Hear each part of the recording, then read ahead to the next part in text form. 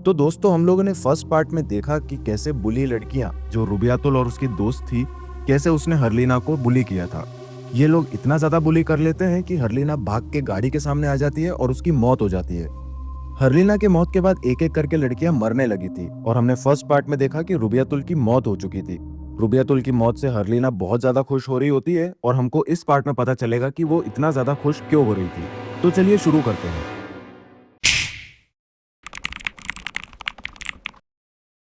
उसके फ्यूनरल के बाद जब सब लोग मिलकर प्रेयर शुरू करते हैं, तब हम इस बार देखते हैं कि हरलीना के चेहरे पर एक शैतानी हंसी थी। प्रेयर के बाद रुबियातुल की फैमिली उसकी सारी चीजें वहां से लेकर चली जाती है और रोनम ये सब देख रही थी। तभी हरलीना उसके पास आती है और रोनम हरलीना से पूछती है कि तुम रात में कहाँ थी। तब हरलीना कहती है कि मैं तो अपने रूम में थी और कहाँ रहूंगी। रोनम हरलीना की बात तो मान लेती है, लेकिन उसका मन नहीं मानता क्योंकि कहीं ना कहीं उसे शक था इन सब कामों के पीछे हरलीना का ही हाथ है। सिन सब रुबियातुल की मौत हो चुकी थी, इसीलिए रुबियातुल की दोस्त सिति रोनम से कहती है कि तुम मेरी रूममेट बन जाओ। रोनम भी इस बात को लेकर अग्री कर जाती है क्योंकि हरलीना को देखकर उसको भी डर लगने लगा था। सीन अब शिफ्ट होता है और हमें स्टाफ रूम का सीन दिखाया जाता है, जहां टीचर कोऑर्डिनेटर से कहता है कि रुबियातुल के पेरेंट्स को हमें बता देना चाहिए कि उसकी मौत नेचुरल नहीं थी। उसकी मौत के पीछे कोई खास वजह है जिसे हमें ढूंढना चाहिए। तब कोऑर्डिनेटर कहती है कि हमें ऐसी कोई भी बात स्कूल से बाहर नहीं निकालनी चाहिए जिसके लिए हम खुद कंफर्म नहीं हो। लेकिन यहाँ टीचर कोऑर्डिनेटर की बात नहीं मानता और कहता है कि मामला अब बहुत ज्यादा बढ़ चुका है। पहले यहाँ हरलीना का टॉर्चर होना और अब रुबियातुल की मौत, इसके बीच में एक लड़की का पोजेस होना भी, ये सब बातें बिल्कुल छोटी नहीं है। सीन कट होता है और हमें रोनम को दिखाया जाता है जो सिटी के रूम में शिफ्ट हो गई थी। वो यहाँ पे शिफ्ट तो हो गई थी, लेकिन उसको अब यहाँ पे नींद नहीं आ रही थी। बहुत देर बाद जब उसे नींद आने लगती है और जैसे ही वो आंखें खोलती है, तब वो देखती है कि वो सिटी के रूम में नहीं बल्कि हरलीना के रूम में थी, जहाँ वो देखती है कि हरलीना अपने पैर ऊपर से झुला रही थी। उसके पैर को देखकर रोनम डर जाती है और हरलीना अपनी डरावनी आवाज में पूछती है कि तुम सो क्यों नहीं रहे हो। यह सुनकर रोनम और ज्यादा डर जाती है और दूसरी तरफ मुड़कर सो जाती है। अब हरलीना बेड से नीचे उतर आती है। रोनम के बेड के पास आकर हरलीना रोनम को बुलाती है और जैसे ही रोनम पीछे मुड़कर देखती है, तब हरलीना वहां से गायब थी। अब रोनम हरलीना को चेक करने के लिए बाहर निकलती है। उधर सिटी के रूम में जब सिटी जागती है, तब वो भी रोनम को अपने रूम में नहीं देखती। वो अपनी एक और रूममेट को उठाती है और दोनों मिलकर रोनम को ढूंढने निकलती है। जैसे ही वो दोनों कॉरिडोर में पहुंचती है, अचानक सिटी की साथी को ऐसा लगता है कि सिटी उसके पीछे से गायब हो गई है। वो पीछे मुड़कर देखती है तो सच में वहां सिटी नहीं थी और अब कॉरिडोर में एक अजीब सी आवाज गूंज रही थी जो कहती है कि अपने लिए प्रार्थना करो दिल्ला। इस सीन से हमको समझ में आता है कि इस लड़की का नाम दिल्ला है। ये सुनकर लड़की बहुत ज्यादा डर जाती है और जैसे ही वो पीछे मुड़ती है, उसे हरलीना वहां पे खड़ी हुई दिखाई देती है। हरलीना अपने डरावने चेहरे के साथ वहां खड़ी रहती है और उसे देख रही होती है। ये देखकर लड़की बहुत ज्यादा चिल्लाती है और अपनी आंखों पर हाथ रख लेती है। कुछ देर बाद रोनम आती है और उसे संभालती है। फिर उससे पूछती है कि सिटी कहाँ है। दोनों को अब सिटी की याद आती है और इस वक्त सिटी बाहर दोनों को ही ढूंढ रही थी। तभी उसके सामने वो डरावनी हरलीना आ जाती है और उसे देखकर डर के मारे वो मस्जिद की तरफ भागती है। और शुक्र है कि बाकी सारी लड़कियां भी मस्जिद में मौजूद थी। कम से कम वो सबके साथ सेफ तो थी।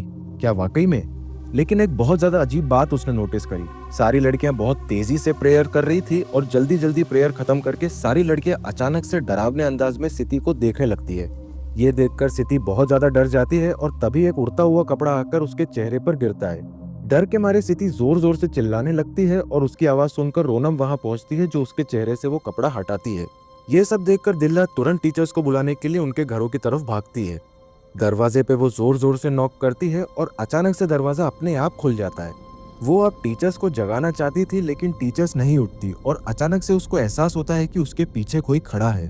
वो जब पीछे मुड़कर देखती है तो वहां भूत बन चुकी हरलीना खड़ी थी, जिसे देखकर वो बहुत ज्यादा डर जाती है। और अब वो बेड की तरफ देखती है, तब वहां टीचर्स भी नहीं थी और यहाँ का दरवाजा भी अपने आप बंद हो चुका था। वो फिर से पीछे मुड़ती है। उसे हरलीना की डरावनी आवाज और धमकी सुनाई देती है। वो डर के मारे दीवार से सटने ही वाली थी कि अचानक से पीछे से हरलीना का हाथ आता है और उसका गला दबा देता है। उसकी चीख सुनकर टीचर्स भी उठकर आ जाती हैं। टीचर्स जल्दी से दूसरे टीचर के रूम में जाती है जहां से चीखें सुनाई दे रही थी। दरवाजा खोलने पर वहां वो किसी को नहीं पाती। जब वो मस्जिद की तरफ जाती है तो देखती है कि ये चीखें अब बाकी लड़कियों की थी, क्योंकि वो बच्ची अब मर चुकी थी और उसका पूरा चेहरा ग्रे पड़ चुका था। रोनम जो उसकी मौत से बहुत ज्यादा दुखी थी, देखती है कि पिलर के पीछे खड़ी हरलीना बहुत ही अजीब तरीके से हंस रही थी और वो समझ जाती है कि इन सब के पीछे हरलीना का ही हाथ है। ये बताने के लिए वो जल्दी से टीचर्स के पास जाती है। अब टीचर्स को भी पता चल गया था कि यहाँ पे बहुत बड़ा खतरा आ चुका है। सभी लड़कियों की सेफ्टी के लिए वो सारी लड़कियों को मस्जिद में साथ में बुलाते हैं, लेकिन अब इन लड़कियों में हरलीना नहीं थी और इसीलिए यहाँ के बड़े टीचर हरलीना को ढूंढने निकलते हैं। सीन कट हो जाता है और नेक्स्ट सीन में हमको दिखाया जाता है कि हरलीना के मॉम डैड को एक कॉल आता है, जिसे सुनकर वो बहुत ज्यादा चिंता में आ जाते हैं और वापस सीन शिफ्ट होकर उन लड़कियों को दिखाता है। सिति रोनम से कहती है कि मुझे बाथरूम जाना है, क्या तुम मेरे साथ चलोगी? रोनम भी राजी हो जाती है और सिति वॉशरूम में जाती है। रोनम वॉशरूम के बाहर खड़ी होकर इंतजार कर रही थी, लेकिन वो देखती है कि सिति किसी और ही तरफ जा रही है। वो भी सिति का पीछा करती है और सिति के कंधे पर हाथ रखती है। तभी पीछे से असली सिति आकर उसे आवाज देती है और जब वो दोनों पीछे मुड़कर देखते हैं तब वहां पता चलता है कि सिति की शक्ल में भूत बन चुकी हरलीना खड़ी थी। ये देखकर ये दोनों चिल्लाने लगती है और वहां से भागने की कोशिश करती है।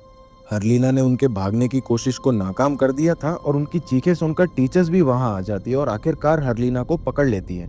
वो हरलीना के बाल पकड़कर उस पर कुछ प्रेयर्स पढ़ना शुरू करते हैं और उन्हें पता चलता है कि इस वक्त हरलीना के बॉडी में असल में हरलीना की सोल नहीं बल्कि एक डीमन था जो हरलीना की बॉडी से बाहर जाने को कहते हैं। इतने में हरलीना के मॉम डैड वहां पहुंचते हैं और हरलीना की मॉम हरलीना को यहाँ से ले जाने के लिए जिद करने लगती है। अब हमें यहाँ पे सीन कट होकर फ्लैशबैक में दिखाया जाता है कि हरलीना का जब एक्सीडेंट हुआ वो एक्चुअली हरलीना की मॉम की गाड़ी की वजह से ही हुआ, जब हरलीना की मॉम बेडशीट्स देने आ रही थी। पर हरलीना की मॉम जब बाहर निकल कर देखती है तब उन्हें लगता है कि वहाँ कोई लकड़ी पड़ी है जिसकी वजह से ये एक्सीडेंट हुआ और वो उसको एक तरफ रख देती है और सफर जारी रखती है। यहाँ जब उसके हस्बैंड अपनी कार पर स्क्रैचेस देखते हैं तब उसे समझ आ गया था कि हरलीना का एक्सीडेंट के पीछे उसकी मॉम का ही हाथ है, लेकिन उसने ये बात अपनी वाइफ को नहीं बताई थी क्योंकि इससे उसकी वाइफ बहुत ज्यादा दुखी हो जाती। सीन अब वापस प्रेजेंट में आ जाता है जहां हम लोग देखते हैं कि हरलीना के बॉडी के अंदर का डीमन हरलीना की मॉम को ही जंगल में लेके चले जाता है और कुछ देर बाद हरलीना की मॉम की बॉडी को वो जंगल से बाहर फेंक देता है, लेकिन तब तक हरलीना की मॉम की मौत हो चुकी थी। हरलीना भी वहां आ चुकी थी और टीचर्स उसको तुरंत पकड़ लेते हैं, लेकिन हरलीना इतनी ज्यादा पावरफुल हो चुकी थी कि दोनों को उसने उछालकर फेंक दिया था। अब ये दोनों टीचर्स फिर से हिम्मत करते हैं और हरलीना का एक्सोर्सिज्म शुरू करते हैं। उसका डैड उसकी ये हालत देखकर बहुत ज्यादा रो रहा था और सीन वापस से फ्लैशबैक में चला जाता है जहां हमें दिखाया जाता है कि उस दिन सच में हरलीना मर गई थी, लेकिन ये बात उसके डैड को बर्दाश्त नहीं हो पाई और इसीलिए उन्होंने अपनी इकलौती बेटी की मौत की बात किसी को नहीं बताई। उल्टा वो एक जादूगर के पास गए और कहा कि हरलीना को जिंदा कर दे। उस जादूगर ने एक बड़े से लोहे के कील पर कुछ मंत्र पढ़ा और वो कील हरलीना के डैड को दे दिया और कहा कि ये हरलीना के सर में गाड़ दे और तब तक बाहर ना निकाले जब तक हरलीना का बदला पूरा ना हो जाए। उसकी बात मानकर हरलीना के डैड ने बिल्कुल वैसा ही किया।